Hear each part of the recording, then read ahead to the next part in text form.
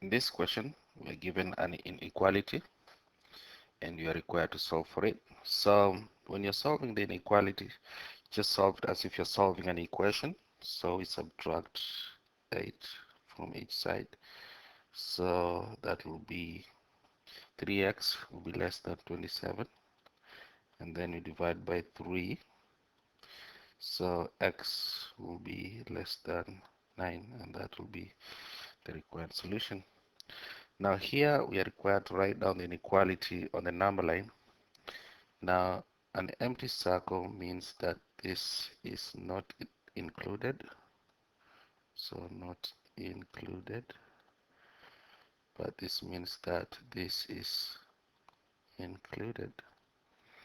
So basically, when you write this inequality down, that will be all values of x between -2, which is not included, and 4, which is included. And that's how the inequality would look like. Number 23, we are required again to solve this inequality, and we'll just use the same approach. So subtract 13 from both sides. So we'll end up with 4x is greater than or equal to 14. And then you divide by 4. Same way you would solve um, an equation. So x will be greater than or equal to 14 over 4. Well, you can plug this in your calculator or just work it out. But x will be greater than or equal to 3.5. Now here we are supposed to be, we are required to represent this inequality. Now this means that this point here is included, so we'll have a solid circle because -1 is included. So, and therefore our solution would look something like that.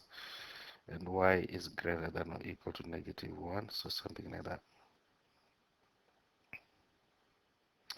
All right, this question here, n is an integer. So what is an integer? An integer is basically uh, an integer is a whole number. Um, so an integer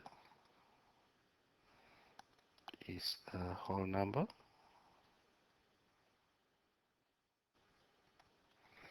And this whole number can be either be positive,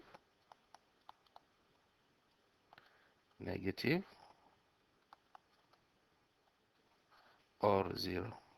Okay. So and these are basically, so choosing whole numbers which are either positive, negative, or 0 that are between these two values. Now this means that this value is not included. Um, not included, but this one here is included. So if you write your values down, so -3 of course won't be included, but the number that comes after -3 will be -2, and then we have -1, we have 0, 1, up to 2. Okay, number 24, we are required to factorize this expression.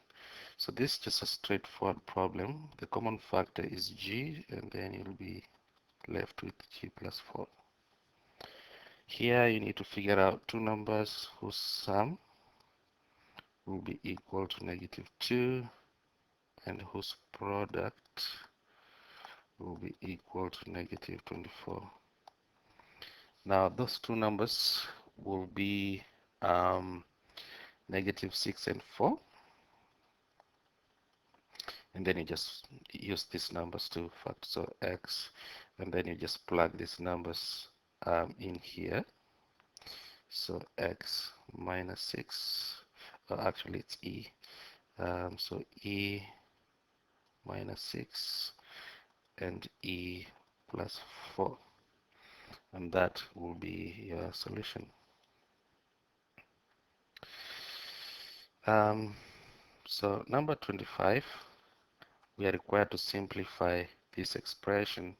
So here 2 multiplied by 5 will be equal to 10. E squared multiplied by E cubed will be, you add the power, so E to the power 5. F multiplied by F is F squared, and that will be a solution. The last one here, again, you figure out two numbers whose sum is negative 5 and whose product is negative 6. And the two numbers are negative 6 and 1. So you just, use these numbers to write the final expression, which will be that one.